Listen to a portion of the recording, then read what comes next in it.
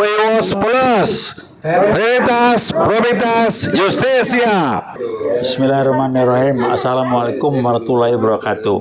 Rekan-rekan yang mengikuti siaran ini, kali ini kami akan mengangkat kasus Gibran untuk jadi pelajaran, untuk jadi contoh soal pelajaran untuk pribadi individu kita, sekaligus pelajaran untuk bangsa. Saya sampai guyonan mikir serius juga, ini jangan-jangan skenario itu Tuhan, ya Allah yang atur. Ini pelajaran untuk bangsa yang sesuatu yang memalukan betul. Bagaimana mungkin Gibran yang sekolah yang nggak jelas, SMA aja nggak lulus, yang setelah SMA tuh nggak lulus, bisa ngaku-ngaku dan bisa nyelip segala macam bermain jadi wapres ditarik. Ternyata dia memenuhi syarat, harusnya mundur. Berhenti kalau udah ini besar. Nah, ini kan nggak berapa kualitas Gibran berbohong itu adalah bawaan dari bapaknya yang tukang bohong. Jadi kalau udah ikutin Jokowi ya begitu. Kedua, pendidikan nggak penting karena bapak lu juga nggak penting pendidikan. Terserah mau bilang penting tapi Anda SMA aja nggak lulus, itu informasi banyak. Kalau nggak salah saudara Rosyudo ngecek ke Australia juga nggak jelas sekolah Anda di sana itu. Jadi buat pelajaran kita semuanya, kembali saya angkat mungkin ini skenario Allah, skenario Tuhan Yang Maha Esa.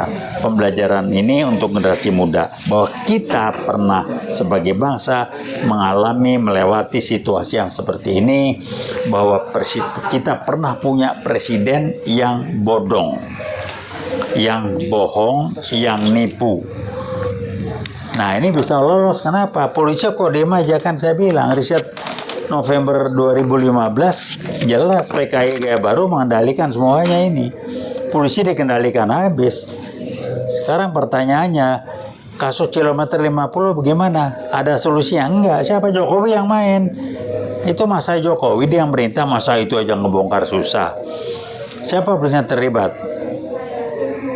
Dari bukan Kapolri, dari Kapoldanya siapa?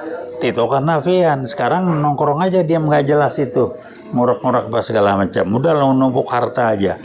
Jadi udahlah, ini gambaran jelas kenapa polisi jadi begini, dibuat amburadul.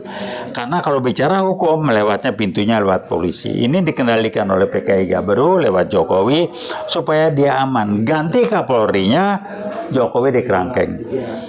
Coba susah amat ngeganti Listio Sigit ya. Ngapain kerjaannya coba? Dia main duit aja, itu rame di medsos sekarang. Dari SIM, dia dapat duit banyak dari urusan dana dari SIM. Waduh, triliun atau miliar nggak tahu saya. Ini kalau benar silakan. Sekarang mau audit aja, di medsos ngomong lagi. Keberatan, tidak mau SIM diaudit. Jelas karena kan duitnya ngalir ke sana. Dan udah pasti kalau memang betul Listio Sigit, dia akan bagi-bagi juga, cari teman, cari pendukung, pendukung di internal Polri supaya dia juga kalau ditangkap nggak sendirian. Anda bayangkan SIM itu nggak jelas uangnya kemana, masuknya kemana, dikendalikan langsung oleh Kapolri, kata dari medsos.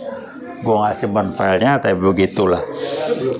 Jadi ini masalah Kapolri kita yang katanya sudah segera atau akan segera diganti atau sudah diganti. Mari kita lihat nanti tanggung jawabnya seperti apa. Yang kedua, Tito Karnavian, tanggung jawab kilometer 50 sama Jokowi di kerangkeng. Ada satu lagi namanya saya lupa. Jadi kilometer 50 kan simple masalahnya. Yang pelakunya jelas mau hilang begitu aja. Nah, itu bukan masalah cuma 5 orang. Cuma 5 orang, itu pembunuhan yang nggak benar itu. Jokowi yang bermain. Sasarannya mungkin HRS, sasarannya barangkali, nggak tahu.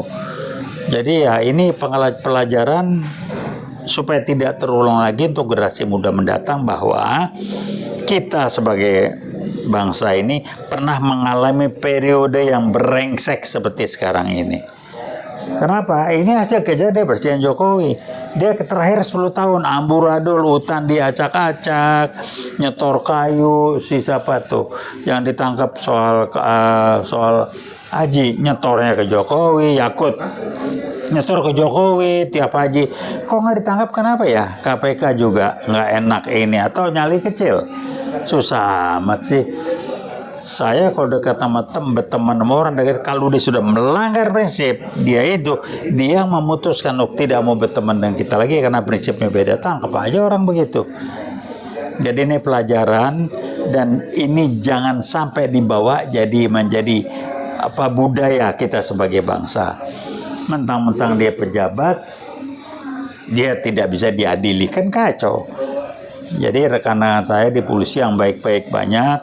Kita ingin Polri itu betul-betul melayani dan mengayomi, bukan kayak sekarang. Saya ulangi lagi ya, rame di medsos. Uang SIM kemana? Halo, baru Listia Sigit, Anda bagi-bagi, gitu. Jadi itu aja dong, korupsinya audit lah, ketahuan tuh korupsinya. Udah 5 tahun 6 tahun, waduh, jadi Kapolri terlama di seluruh Republik ini barangkali, saya nggak tahu. Masih enteng-enteng aja. Kita nunggu gerakan Pak Prabowo untuk memproses terus Listio Sigit, tanggung jawab uang SIM bagaimana itu, audit. Selesai. Audit. Kalau perlu, kalau bingung kemana, UI aja bisa ngaudit tuh. Kalau mau pakai lembaga, UI bisa ngaudit. Departemen akuntansi di Fakultas Ekonomi saya bisa bantu audit segala macam. Jadi pelajaran untuk generasi muda, jangan anggap sepele. Memang sekarang sengaja tidak sedang diarahkan dan dibuat generasi muda tidak dilibatkan. Tapi kalau Anda berbunyi, kacau mereka. Jadi diarahkan ke yang lain macam-macam, disibukkan dengan yang macam-macam, sehingga sesuatu yang memalukan dan merusak bangsa dan negara ini Anda tidak dilibatkan. Tapi kembali sekali lagi, kita nunggu dan mudah-mudahan saya dapat kabar Listio Sigit sudah akan diganti, atau kalau sudah itu oleh Pak Prabowo, dan silakan ditindaklanjuti. Tanggung jawab SIM, tanggung jawab itu diusut kerangkeng. Jadikan dia mantan Kapolri yang dikerangkeng barengan dengan Jokowi, mantan presiden yang dikerangkeng, menjadi orang-orang pertama yang pernah ada di Republik yang dikerangkeng, dan ini jadi pelajaran untuk tidak terjadi lagi. Malu-maluin bangsa dan negara aja. Itu mungkin saya sampaikan. Terima kasih. Kita ngomong keras, Uyuwot sangat menentang ini. Veritas, probitas, justisia. Terima kasih. Wassalamualaikum warahmatullahi wabarakatuh.